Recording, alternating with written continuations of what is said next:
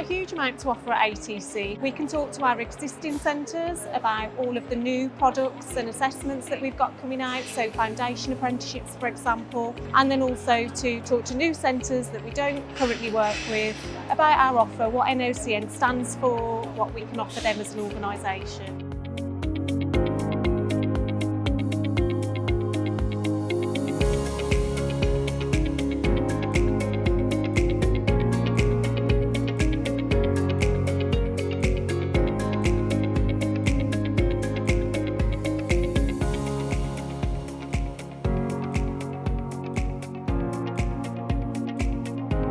At the conference today, we're focusing on our offer in foundation apprenticeships, which is a new offer to NOCN. We've got a really good support package, so we're providing information to centres about that.